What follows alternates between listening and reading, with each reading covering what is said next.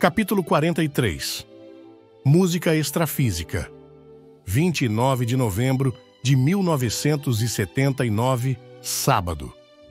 Recolhi-me ao leito para os exercícios de exteriorização de energias às 8h32 da noite, ficando daí a alguns minutos na posição de decúbito dorsal até a entrada de minha esposa no quarto às 9h26, que vinha para dormir.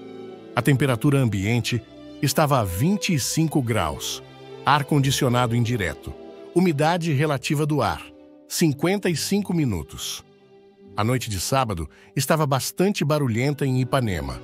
Fizera calor elevado durante o dia, com a máxima de 37 graus e chuviscara ao anoitecer. Ao iniciar os exercícios, mais uma vez percebi várias ocorrências fisiológicas, reflexas ou não, que contribuem para a desintoxicação energética nos pródromos da concentração mental, especialmente bocejos sucessivos, lacrimejamentos em ambos os olhos, pequenas corizas e pigarros fugazes, como se o amparador em serviço estivesse lavando e enxaguando as vias respiratórias para a projeção imediata. O fato vem provar certa influência ponderável da respiração no processo do desprendimento do psicossoma. Relato da projeção.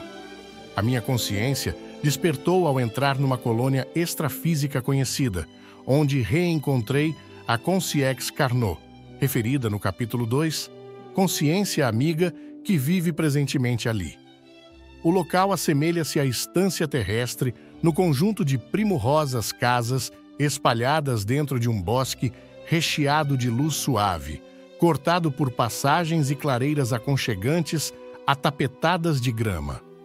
O ambiente agradabilíssimo tem a característica dominante na música sublime, penetrando na atmosfera, tocando todas as sensibilidades, que não se escuta com os ouvidos e cujas notas vivas envolvem cada vez mais a consciência, quanto mais atenção se lhes dê.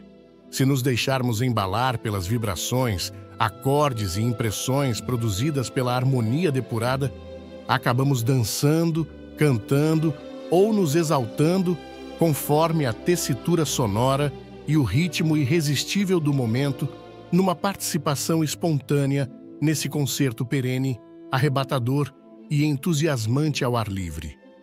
Carnot explicou-me que os sons deliciosos, em ondas de se sentir e não de ouvir, constituem a musicoterapia levada às últimas consequências, restaurando a memória, a imaginação e o julgamento crítico das consciências ainda traumatizadas pelas experiências humanas, desfazendo conflitos, apreensões, dúvidas, remorsos e ideias fixas. Informou ser extenso o número de habitantes da colônia e que, na maioria, são, abre aspas, convalescentes do corpo biológico, chegados às dimensões extrafísicas em avançada idade terrestre, com distúrbios senes. Notei que Carnot estava bem mais senhor de si, intelectualmente falando, agora que o via, pela primeira vez, na atmosfera desse domicílio extrafísico, onde vive e trabalha, servindo aos idosos recém-chegados da dimensão intrafísica. Entendia-me com ele pelo pensamento, sem qualquer articulação de palavras.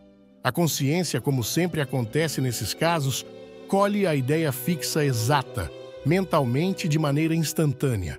O bom Carnot criou para mim, usando o recurso fantástico da manufatura de formas-pensamento, em que é mestre, um porta-guardanapo trabalhado com detalhes absolutamente precisos, um traje antigo, e sugeriu no diálogo transmental: cumprimente aquele senhor e ofereça-lhe esta lembrança para ver o que acontece. Seguindo as instruções em meio às árvores frondosas e aos bancos convidativos, cheguei junto a um cavalheiro com aparência de octogenário, barba caudalosa, que não parecia nada amistoso.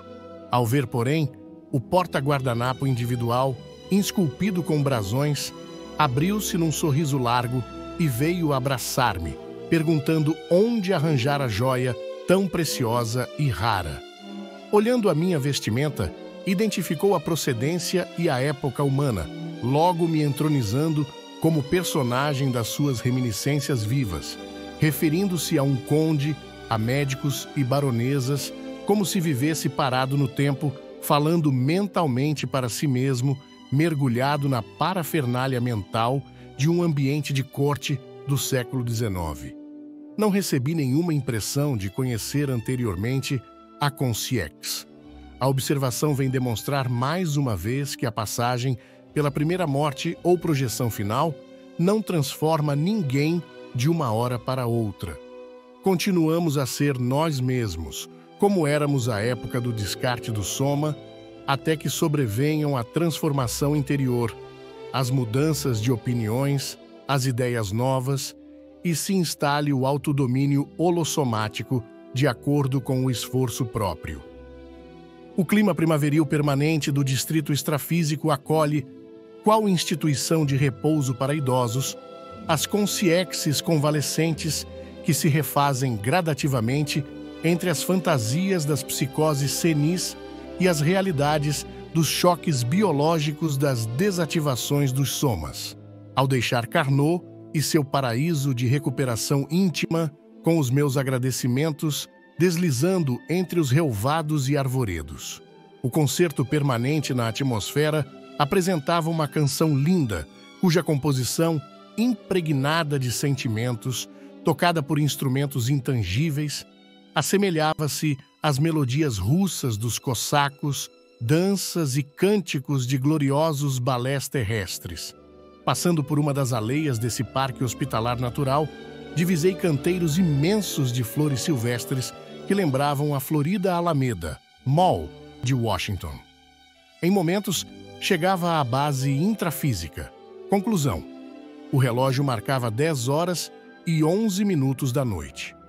Levantei-me imediatamente para grafar as rememorações de tudo o que percebi e realizei no estado projetado e que chegavam pouco a pouco, fragmentariamente, envolvidas ainda nos acordes da melodia oriental.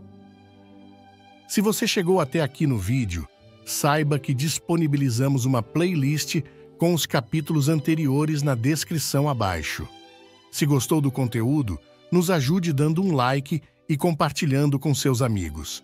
Se ainda não é inscrito, inscreva-se no canal para não perder os próximos capítulos. E até ao nosso próximo vídeo.